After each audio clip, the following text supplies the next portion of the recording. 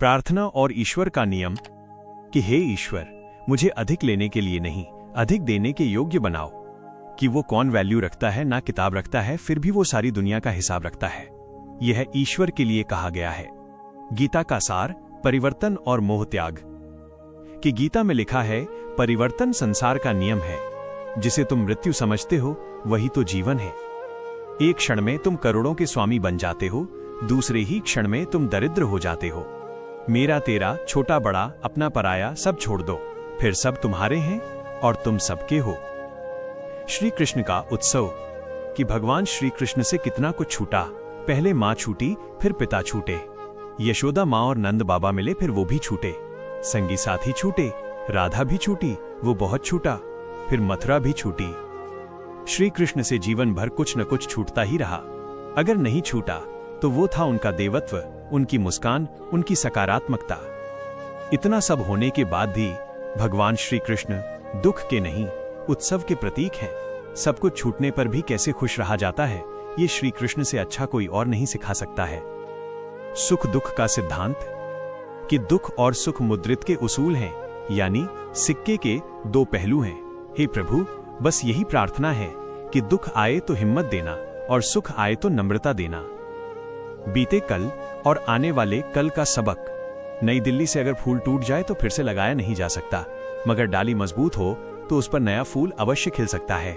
इसी तरह जिंदगी में खोए हुए पलों को हम वापस नहीं ला सकते, मगर आने वाले पलों को हम खूबसूरत बना सकते हैं। निस्वार्थ मदद। और विपत्तियां कैसी भी हों, कष्टदायक ही होती हैं। अगर आज आप किसी दूसरे के विपत्ति में निस्वार्थ भाव से मदद करते हैं तो निश्चित ही आपकी मदद के लिए कोई न कोई अवश्य सामने आएगा। यही प्रकृति का अटल नियम है।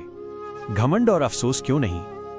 मैं जीवन में कभी आगे होने का घमंड और पीछे होने का अफसोस नहीं करना चाहिए, क्योंकि सेना के दल में खड़े सैनिकों को जब सेना प्रमुख पीछे मुड़ने का आदेश देता है तो आगे खड़ा व्यक्ति पीछे और पीछे खड़ा व्यक्ति आगे हो जाता है।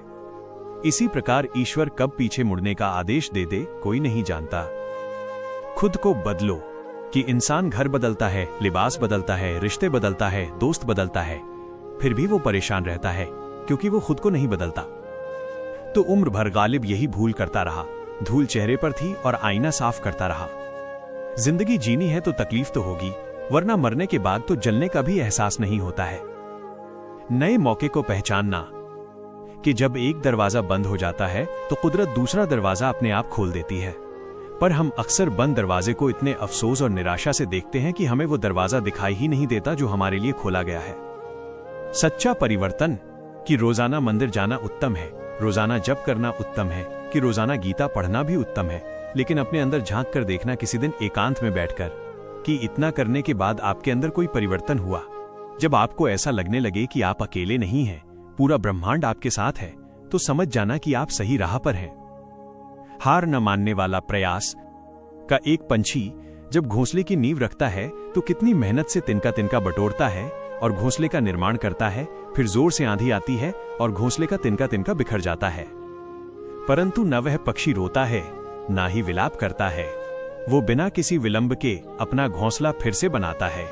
हमें सीखना है उस पंछी से कि बिना रुके, बिना थके, बिना हार माने प्रयास कैसे किया जाता है, तब तक जब तक आप सफल न हो जाएं। अलविदा। और फिर मिलेंगे दोस्तों अगली वीडियो के साथ। तब तक के लिए अपना ख्याल रखना और हमेशा मुस्कुराते रहना।